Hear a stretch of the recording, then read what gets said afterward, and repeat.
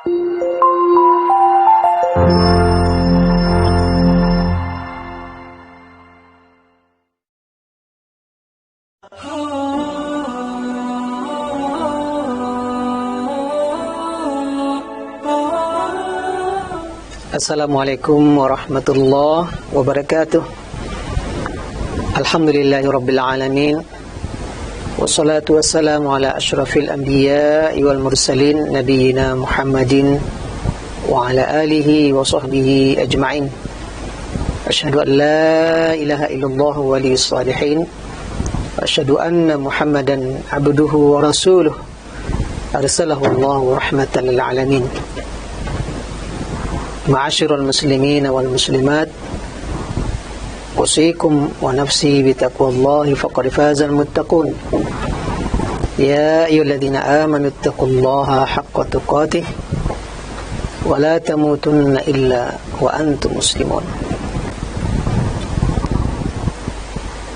Qala Allah Ta'ala fi kitabihil karim, a'udzu billahi minasy syaithanir rajim. Bismillahirrahmanirrahim. Innamal mu'minuna ikhwah fa aslihu baina akhawaykum wattaqullaha la'allakum turhamun. Sesungguhnya orang-orang beriman itu bersaudara, maka damaikanlah di antara saudara-saudara kalian,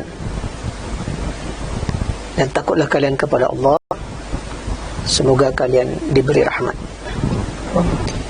Kaum muslimin dan kaum muslimat, hamba-hamba Allah rahimakumullah dimanapun berada, alhamdulillah kita bersyukur kepada Allah Subhanahu wa taala sampai saat ini kita masih dalam lindungan, naungan dan hidayah serta inayah pertolongan dari Allah Subhanahu wa taala, sehingga kita masih dapat mengisi hari-hari mulia di bulan Ramadan ini dengan berbagai amal soleh dan ibadah. Semoga semua ibadah dan kebaikan kita yang sudah terlaksana diterima oleh Allah Subhanahu wa taala, dan hari-hari ke depan kita lebih baik lagi dan lebih maksimal lagi dalam beribadah dan beramal soleh. Kemudian kita berselawat untuk Nabi Muhammad sallallahu alaihi wasallam. Allahumma shalli ala Muhammad wa ala alihi wa sahbihi ajma'in. Beliau adalah Rasul teladan kita, terutama beliau yang mengajar kita bagaimana berpuasa di bulan Ramadan, beribadah dan qiyam, beramal soleh selama bulan yang mulia ini. Kaum muslimin dan kaum muslimat, hamba-hamba Allah rahimakumullah, kajian sirah nabawiyah kita pada kesempatan ini temanya adalah membangun masyarakat baru. Pada pertemuan sebelumnya kita sudah membahas hijrah Nabi SAW sejak keberangkatan beliau dari Gua Sur sampai beliau memasuki kota Madinah, disambut dengan penuh sukacita, kebahagiaan oleh penduduk kota Madinah, kaum muslimin, kaum Ansar, termasuk juga paman-paman Rasulullah SAW dari pihak ibunya, yaitunya Bani Najjar, yang sangat bahagia atas kedatangan Rasulullah SAW di kota Madinah. Maka dengan sampainya Rasulullah SAW di kota Madinah, berakhirlah periode dakwah Rasulullah di kota Mekah, dan beliau memasuki periode baru dakwah di kota Madinah dengan tantangan dakwah yang baru, juga peluang dakwah yang baru, begitu juga metode dan gaya dakwah yang baru. Pada kesempatan ini kita akan membahas bagaimana sejak awal keberadaan Rasulullah SAW di kota Madinah, kemudian ada lebih kurang 3 langkah besar yang dilakukan oleh Rasulullah begitu beliau berada di Madinah, mulai dari membangun masjid, kemudian mempersaudarakan antara kaum muhajirin dan kaum ansar, kemudian terakhir beliau membuat piagam Madinah atau regulasi aturan yang mengatur dan mengikat antara kaum muslimin sesama kaum muslimin, muhajirin dan ansar. Juga beliau kemudian membuat aturan kesepakatan hidup bersama dengan penduduk kota Madinah, baik itu yang kaum musyrikin Madinah atau juga yang juga sangat dominan dan berpengaruh di Madinah adalah kaum Yahudi kota Madinah. Kaum muslimin dan kaum muslimat, hamba-hamba Allah yang mulia, Rasulullah SAW sampai di kota Madinah pada hari Jumat. Selesai sholat Jumat, sebelumnya beliau di tempat Bani Salim bin Auf, dan itulah salat Jumat perdana Rasulullah SAW bersama lebih kurang 100 orang, lalu langsung ke Madinah. Begitu beliau sampai di Madinah, penduduk kota Madinah menyambut dengan sukacita, kegembiraan dan sangat bahagia, dan mereka berebut agar Rasulullah SAW mampir atau baru datang itu menginapnya di rumah mereka. Jadi berebut, ada yang segera mengambil kekang unta Rasulullah SAW. Tapi Rasulullah SAW kemudian mengatakan kepada mereka semuanya, biarkan saja unta ini berjalan, karena dia diperintah Allah. Nanti di mana berhenti dia, disitulah Rasulullah akan menetap. Maka unta Rasulullah SAW terus berjalan. Begitu sampai di tempat atau di kawasan kabilah Bani Najjar, yang itu merupakan paman-paman Nabi dari pihak ibunya, lalu unta itu berhenti sejenak, lalu kemudian melangkah lagi, kemudian balik lagi ke tempat awal, berhenti di sana, dan unta itu menderum atau duduk di sana. Maka di tempat itulah kemudian menjadi lokasi Masjid Nabawi, dan disitulah menjadi lokasi rumah Rasulullah SAW. Nah, bertepatan juga lokasi tempat menderum atau duduknya unta Rasulullah ini tidak jauh dari rumah Abu Ayyub Al-Ansari radhiyallahu anhu arda, yang merupakan salah satu di antara as-sabiqun al-awwalun dari kaum Ansar. Betapa bahagianya Abu Ayyub karena berarti Rasulullah akan menginap di rumahnya. Dia sangat senang, sangat bahagia mendapat kemuliaan rumahnya akan menjadi rumah sementara bagi Rasulullah. Rasulullah menetap ke sana, dan Abu Ayyub punya rumah 2 lantai. Maka dia menawarkan kepada Rasulullah agar berkenan mengambil lantai 2, dan dia bersama istrinya Ummu Ayyub di lantai bawah. Karena tak mungkinlah, kata beliau, saya berjalan di atas kemudian Nabi di bawah. Wah, tak mungkin sekali. Tapi Rasulullah beralasan bahwa dia nanti tentu akan sering keluar masuk, ada tamu dan sebagainya. Dia anda saja di atas, Rasulullah di bawah. Awal-awalnya ya terjadilah Rasulullah di bawah, Abu Ayyub dan istri di lantai atas. Pernah terjadi satu kali ada air yang tumpah di atas, sehingga Abu Ayyub itu langsung bergerak cepat lompat ke bawah. Dia tidak ingin air ini menimpa Rasulullah SAW. Begitu cinta, sayang, hormatnya Abu Ayyub kepada Rasulullah SAW. Kemudian juga Abu Ayyub sangat beruntung karena Rasulullah ada di sana dan dia menyediakan makanan. Jadi dia siapkan makanan, lalu dia hidangkan untuk Rasulullah. Nanti di mana bekas tangan Rasulullah makanan itu yang dimakan oleh Abu Ayyub dengan istrinya, mengambil keberkahan dari Rasulullah. Dan ini dalam akidah Ahlussunnah wal Jamaah, boleh mengambil sisa keberkahan dari Rasulullah. Apakah makanannya, minumannya, atau fisiknya Rasulullah SAW bersentuhan dengan dia, atau rambutnya, itu dalam akidah Ahlussunnah wal Jamaah itu sesuatu yang dibolehkan selama Rasulullah hidup. Setelah beliau wafat dan dalam kuburannya, maka tidak ada lagi ini. Maka Abu Ayyub itu, sisa makanan Rasulullah itu yang dia makan bersama istrinya. Dia mengharapkan keberkahan dari Rasulullah SAW. Kemudian setelah itu Rasulullah sudah berada di Madinah. Tentu Madinah ini situasinya sudah kebalikan dari Mekah. Di Madinah Rasulullah dan kaum muslimin tidak lagi di bawah kekuasaan orang lain. Karena begitu Rasulullah sampai di Madinah, otomatis dia menjadi penguasa baru minimal bagi kaum muslimin semuanya. Dan penduduk kota Madinah juga tidak ada yang merasa dia adalah raja di Madinah secara de jure atau secara de facto. Walaupun sebagian mereka ada yang menganggap Abdullah bin Ubay bin Salul ya, gembong kaum munafikin, itu salah seorang pembesar musyrikin Madinah. Dia merasa dia yang petinggi kota Madinah, tapi dia tak berdaya karena Rasulullah langsung punya pengikut yang begitu banyak. Jadi kondisi Rasulullah dan para kaum muslimin di Madinah terbanding terbalik dengan kondisi di Mekah. Mereka tidak di bawah kekuasaan siapa-siapa, maka otomatis Rasulullah menjadi pemimpin mereka, sehingga mereka bisa langsung membuat aturan mereka sendiri, membuat kepentingan mereka apa. Bisa langsung membangun sebuah masyarakat baru. Berbeda di Mekah, mereka di bawah kekuasaan. Kota Mekah bukan milik mereka. Mereka nggak bisa berbuat apa-apa di kota Mekah. Pengikut juga jumlahnya sedikit. Mereka nggak bisa membuat apapun untuk mengatur penduduk Mekah.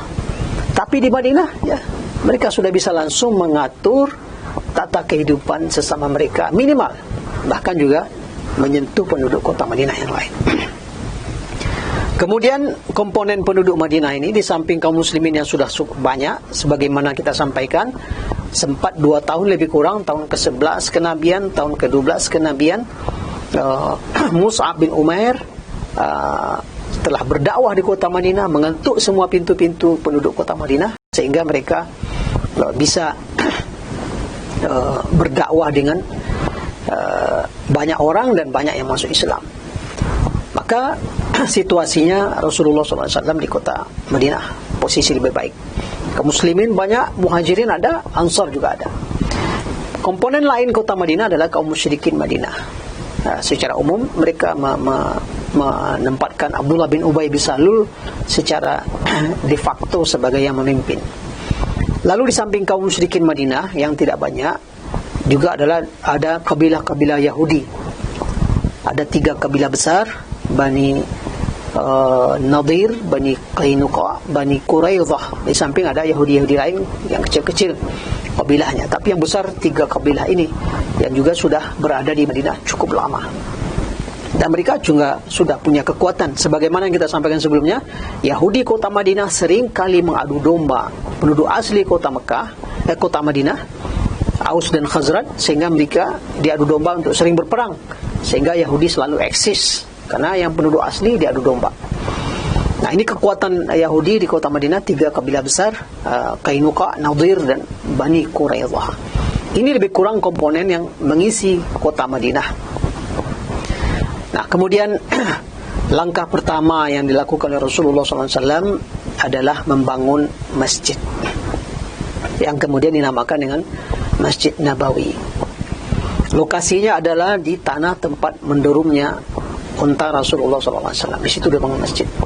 Rupanya tanah itu milik 2 anak yatim. Maka Rasulullah SAW membeli tanah ini dengan uangnya yang ada, dan sebagian ada yang membantu dengan harga 10 dinar emas. Sa'ad bin Mu'az, pemimpin kota Madinah yang sudah Islam, awalnya mengatakan pada Rasulullah dan 2 anak yatim ini berkenan, udah hibah saja ini, dikasih aja nih gratis. Tapi Rasulullah tidak mau. Dia panggilnya kedua anak yatim itu dan diberikan haknya. Rasulullah inginkan bahwa tanah itu dibeli. Kemudian juga di lokasi tanah itu ada bekas kuburan kaum musyrikin Madinah sudah lama. Maka Rasulullah itu membongkar kuburan itu karena tidak ingin Masjid Nabawi dia dibangun di atas kuburan. Dan juga kemudian belakangan kan syariat Rasulullah SAW juga melarang ada kuburan di masjid. Maka dibongkar Rasulullah SAW. Lalu ada tanah yang tidak datar, lalu didatarkan oleh Rasulullah. Juga ada pohon-pohon korma milik orang sana, orang Madinah, yang kemudian itu diganti, lalu didatarkanlah lokasi dan dibuat Masjid Nabawi dengan bahan yang ada, dinding dari batu dicampur dengan pasir, dengan susu dan berbagai bahan, kemudian tiang-tiang dari batang kurma, atap dari pelepah kurma, semua bekerja. Termasuk Rasulullah bekerja mengangkat batu dan dia membeli tanah itu dengan uangnya. Tidak ingin membebani masyarakat Madinah. Tapi semua melihat Rasulullah bekerja, mereka juga ikut bekerja. Waktu itu kaum muslimin tentunya Masjid Nabawi ini kiblatnya adalah ke Masjidil Aqsa. Karena Rasulullah waktu di Mekah ketika sholat juga kiblatnya ke Masjidil Aqsa, namun di depan Ka'bah. Jadi beliau bisa sekaligus melihat dua kiblat dalam satu waktu. Sholat menghadap Ka'bah, di waktu yang sama itu menghadap Masjidil Aqsa. Tapi begitu sampai di Madinah, Masjid Nabawi ini kiblatnya ke Masjidil Aqsa, berarti membelakang Ka'bah. Nah, ini berlangsung lebih kurang nanti selama lebih kurang 1,5 tahun atau lebih. Lalu di sisi Masjid Nabawi ini dibangunlah dinding-dinding rumah kamar-kamar Rasulullah untuk istrinya. Waktu itu Rasulullah sudah sebelum hijrah Rasulullah sudah nikah dengan Saudah. Pasca wafatnya Khadijah, kemudian sebelum hijrah juga sudah akad dengan Aisyah. Baru nanti setelah hijrah baru satu rumah dengan Rasulullah SAW. Nah, ini yang pertama dilakukan Rasulullah, membangun Masjid Nabawi sebagai tempat mereka sholat berjamaah bersama dan berkumpul. Langkah kedua yang dilakukan oleh Rasulullah SAW adalah mempersaudarakan antara kaum Muhajirin dan Ansar. Ini orang pendatang ini datang ke kota Madinah, tak punya apa-apa karena mayoritas hijrahnya rahasia, sembunyi-sembunyi, diam-diam, tidak sempat bawa banyak harta. Harta mereka semua sudah dirampas, diambil oleh kafir Quraisy di Mekah, rumah, harta. Tentu tidak punya apa-apa kaum Muhajirin. Maka Rasulullah SAW mengumpulkan Muhajirin dan Ansar di rumah Anas bin Malik.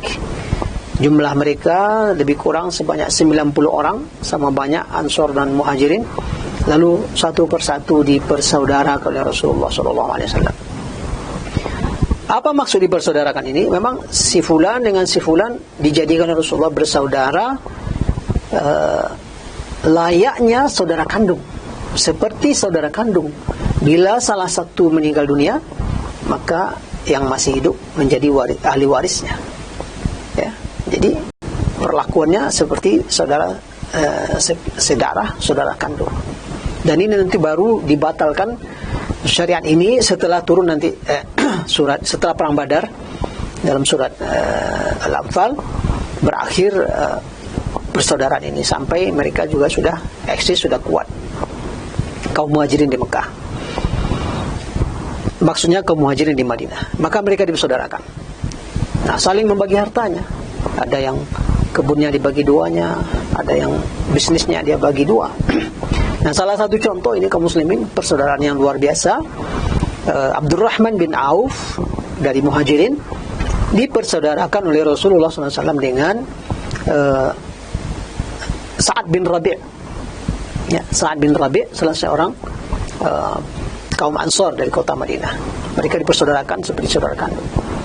Nah, waktu itu Sa'ad bin Rabi' setelah dipersaudarakan dengan Abdurrahman bin Auf, dia berkata ke Abdurrahman, ini saya punya kebun ini, saya bagi dua, separuh untuk kamu, separuh untuk saya. Saya punya bisnis ini, bagi dua. Saya punya rumah, saya bagi dua. Bahkan kata Sa'ad bin Rabi', saya punya dua istri. Kamu silakan pilih mana yang suka, saya ceraikan. Habis masa iddahnya silakan kamu nikahi. Ini belum pernah dalam sejarah persaudaraan yang sampai ke tingkat ini.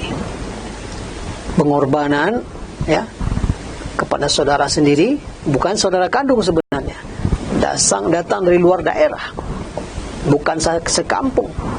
Tapi Sa'ad bin Rabi' luar biasa, mau rela berkorban ya, memberikan separuh kekayaannya, bahkan termasuk istrinya. Ini tidak bisa dilakukan kecuali seorang yang hatinya betul-betul bersih, hatinya kuat, dan kepribadiannya kuat, dan kedermawanannya yang tingkat tinggi.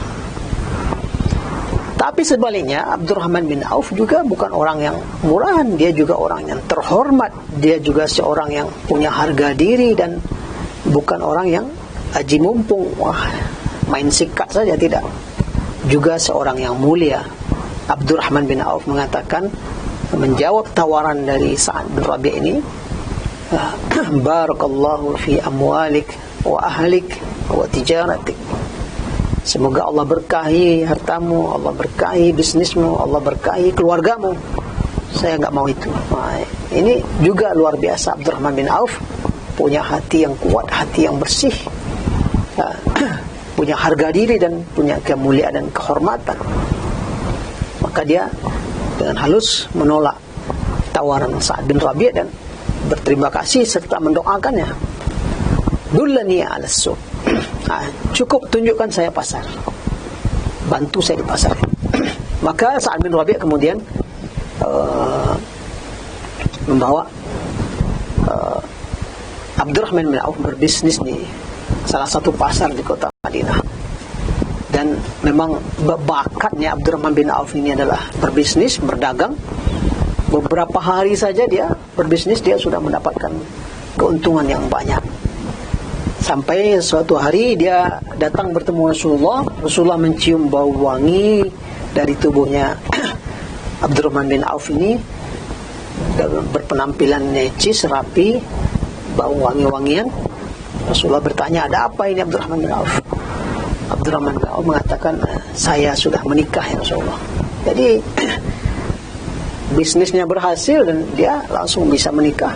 Dan Rasulullah bertanya, apa mahar yang kamu berikan? Ya, sekian dari emas yang saya berikan. Oh, ternyata sudah mampu memberikan mahar emas dalam pernikahannya ini. Nah, disitulah Allah Subhanahu Wa Taala berikan keberkahan kepada dua orang ini. Sa'ad bin Rabi' sudah mau mengorbankan separuh kekayaannya, separuh hartanya, separuh bisnisnya, bahkan istrinya. Tapi Abdurrahman bin Auf juga orang yang mulia dan terhormat, tidak serta-merta kemudian mengambil tawaran itu. Dia juga punya harga diri. Malah kemudian Allah berkahi dia dan kedua-duanya, Abdurrahman bin Auf, sukses dalam bisnisnya. Ini langkah kedua yang dilakukan Rasulullah setelah membangun Masjid Nabawi, mempersaudarakan kaum Muhajirin dengan Ansor, sehingga ada kenyamanan karena baru datang, baru akan mulai kehidupan, belum punya harta dan sebagainya. Mempersaudarakan ini, selesailah permasalahan sosial yang mungkin terjadi, permasalahan ekonomi yang muncul karena dampak dari mereka hijrah tanpa bisa membawa apa-apa kecuali yang bisa mereka bawa lari di badan mereka. Yang ketiga yang dilakukan Rasulullah SAW adalah membuat wathiqah, ya, piagam, semacam regulasi. Yang pertama dibikin Rasulullah adalah piagam yang mengatur sesama kaum muslimin, kaum Muhajirin dan Ansar, mengatur bagaimana untuk mereka saling membela, saling membantu. Mereka adalah satu kesatuan. Kaum Muhajirin dan kaum Ansar adalah ummatan wahidah, satu umat. Tidak ada lagi pemisahannya. Mereka harus saling bantu, saling bela. Piagam, perjanjian, kesepakatan untuk mereka tidak akan ada menganiaya satu sama lain, menzalimi satu sama lain, apalagi sampai membunuh. Itu dituangkan. Ada belasan poin regulasi yang mengatur kehidupan mereka di kota Madinah. Jadi seperti yang kita katakan di awal, ini mereka sudah suasana lain, berada di kota baru, bukan dalam kekuasaan pihak lain, sehingga Rasulullah dan para sahabat langsung bisa membuat regulasi mandiri, membangun peradaban baru atau masyarakat baru. Juga dibuat kesepakatan dalam piagam itu untuk akan saling menolong, saling bantu ketika datang musuh dari luar mengejar mereka atau mengganggu mereka, termasuk dari luar ini adalah di luar non-muslim atau kaum musyrikin atau Yahudi yang mungkin bisa jadi akan mengganggu kaum muslimin di kota Madinah. Itu piagam yang pertama. Piagam yang kedua, Rasulullah SAW juga siapkan regulasi dengan kaum Yahudi, ya. Walaupun kaum Yahudi kota Madinah nggak terlalu serius, tapi mereka akhirnya terpaksa. Mereka juga memantau situasi. Mereka memantau situasi, mau tidak mau akhirnya bersedia membuat perjanjian bersama Rasulullah SAW. Di antara isi piagam Madinah dengan kaum Yahudi ini adalah Rasulullah tidak memusuhi mereka dan mereka juga tidak memusuhi Rasulullah. Ada perjanjian damai kedua belah pihak. Walaupun mungkin Yahudi memendam permusuhan atau menyembunyikan kebencian, ya, yang jelas poin-poin kesepakatan Piagam Madinah itu waktu itu mereka sepakati. Di antara poinnya lagi adalah berjanji akan saling tolong seandainya kota Madinah diserang oleh pihak lain. Maka sepakat untuk akan saling membela, saling menolong. Misalnya kaum Yahudi yang diserang oleh pihak lain, maka kaum muslimin siap akan membantu. Atau kaum muslimin yang diserang oleh pihak lain, orang Yahudi mesti bersedia untuk membantu. Salah satu poin yang sangat krusial dalam perjanjian Piagam Madinah ini dengan orang Yahudi adalah berjanji tidak akan melindungi kafir Quraisy. Memang poin ini sangat penting dibuat oleh Rasulullah. Bagi Rasulullah dan kaum muslimin ini menguntungkan, artinya menjaga keselamatan mereka. Tapi sebenarnya bagi Yahudi kota Madinah juga mereka butuh ini, sebab mereka akan pergi juga berbisnis ke Mekah. Karena Mekah adalah pusat bisnis. Mereka ada juga pergi ke Mekah. Ada juga kepentingan mereka pergi ke Mekah. Supaya mereka aman kalau pergi ke Mekah, tentu mereka juga punya bergaining dalam hal ini.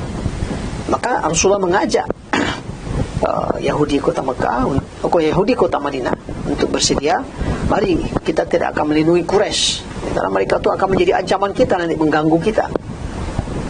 Ya, secara prinsip seluruh poin-poin itu kemudian disepakati yang merupakan Piagam Madinah yang mengatur kehidupan Rasulullah dan para sahabat, sesama sahabat, dan juga Rasulullah kaum muslimin dengan penduduk kota Madinah yang musyrik ataupun penduduk kota Madinah yang Yahudi. Ini penggalannya kaum muslimin dan kaum muslimat.